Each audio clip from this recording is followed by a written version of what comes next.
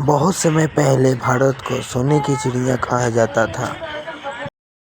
भारत की दौलत देखकर कई विदेशी व्यापारी यहाँ आने लगे। पुर्तगाली, डच और अंग्रेज सब भारत के साथ व्यापार करना चाहते थे। 1600 में इंग्लैंड में एक कंपनी बनाई गई जिसका नाम था ब्रिटिश ईस्ट इंडिया कंपनी। इस कंपनी तैयार है व्यापार के लिए। बहुत अच्छा। अंग्रेजों ने भारत में कई व्यापारिक ठिकाने बनाए। धीरे धीरे उन्होंने बंदरगाहों और शहरों में अपनी पकड़ मजबूत कर ली। राजाओं के बीच अक्सर लड़ाई होती रहती थी। अंग्रेजों ने इसी कमजोरी का फायदा उठाया। 1700 से बड़ा युद्ध वाले इस युद्ध के बाद अंग्रेजों की ताकत बहुत बढ़ गई और भारत में उनका प्रभाव फैलने लगा। अंग्रेज सिर्फ युद्ध ही नहीं लड़ते थे, वे चालाकी और राजनीति से भी राज्यों को अपने कब्जे में हस्ताक्षर करने होंगे। अंग्रेजों ने भारी टैक्स लगाना शुरू कर दिया। किसानों और गरीब लोगों की हालत बहुत खराब हो गई। अंग्रेजों के शासन के बाद भारत की जनता विशाल परेशान होने लगी और किसानों को लिखा दी। धीरे धीरे पूरे भारत में गुस्सा फैलने लगा।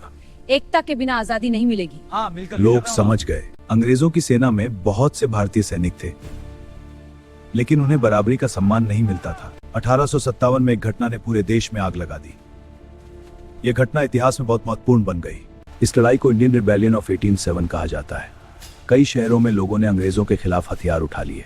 इस लड़ाई में एक वीर रानी ने भी अंग्रेजों का सामना किया। उन्होंने घोड़े पर बैठकर बहादुरी से युद्ध किया। उनका नाम था रानी लक्ष्मीबाई। हालांकि भारतीयों ने बहुत बहादुरी दिखाई, लेकिन अंग्रेजों की सेना ज्यादा ताकत थी। आखिरकार 1857 की क्रांति को दबा दिया गया। हालांकि यह क्रांति सफल नहीं हुई, लेकिन इसने भारत की आजादी की लड़ाई की नींव रख दी। अब पूरे देश में आजादी की चाह और भी मजबूत हो गई। हाँ, हम सब तैयार हैं। तो देर किस बात की? 1857 की क्रांति के बाद भले ही अंग्रेजों ने विद्रोह को दबा दिया, हम आजादी के लिए मिलकर लड़ेंगे। हाँ, हम तैयार। लेकिन भारत के लोगों के दिलों में आजादी की आग जलती रही। देश के अलग अलग हिस्सों में लोग आजादी के बारे में सोचने लगे। 1885 में एक बड़ा संगठन बना जिसका नाम था इस भारत के लोगों को एकजुट करना और अंग्रेजों से अधिकार मांगना। फिर भारत की आजादी की लड़ाई में एक महान नेता आए, महात्मा गांधी।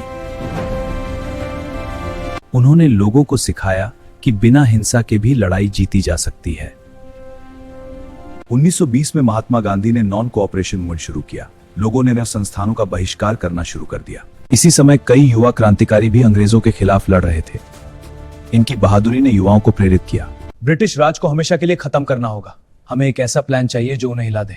इंकलाब जिंदाबाद। 1942 में महात्मा गांधी ने पूरे देश में एक ही आवाज गूंजने लगी। 15 अगस्त 1947 को भारत आजाद हुआ। लोग सड़कों पर निकलकर आजादी का जश्न मनाने लगे। लेकिन आजादी के साथ एक बड़ा दुख भी आया। कई परिवारों को अपना घर छोड़ना पड़ा। भारत का बंटवारा हुआ और एक नया देश बना, पाकिस्तान। आजादी के बाद भारत को एक मजबूत व्यवस्था की जरूरत थी, इसलिए नेताओं ने मिलकर नया संविधान बनाया। 26 जनवरी 1950 को भारत का संविधान लागू हुआ। इस संविधान को बनाने में बी आर अम्बेडकर का बड़ा योगदान था। अब भारत एक लोकतांत्रिक देश बन चुका था। देश के पहले प्रधानमंत्री बने जवाहरलाल नेहरू। भारत ने धीरे धीरे विकास की राह पकड़ी। नई सड़कें, स्कूल और कारखाने बनने लगे। देश आगे बढ़ने लगा। हालांकि नए भारत के सामने कई चुनौतियां थीं। गरीबी, शिक्षा और विकास जैसे मुद्दे थे।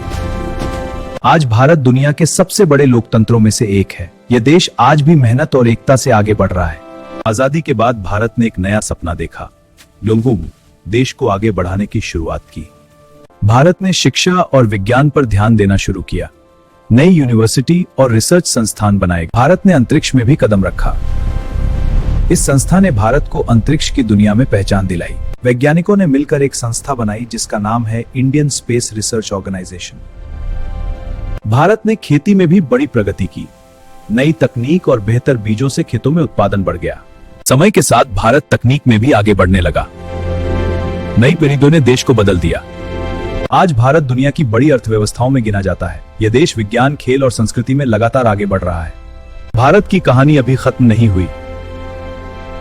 यह देश हर दिन नई ऊंचाइयों की ओर बढ़ रहा है और आने वाला समय भारत के लिए और भी उज्जवल हो सकता है। अगर आपको भारत की ऐसी ही रोचक और ज्ञान से भरी कहानियां पसंद है, तो अभी चैनल कहानी 095 को सब्सक्राइब करें और घंटी जरूर दबाएं, ताकि हर नई कहानी सबसे पहले आप तक पहुंचे।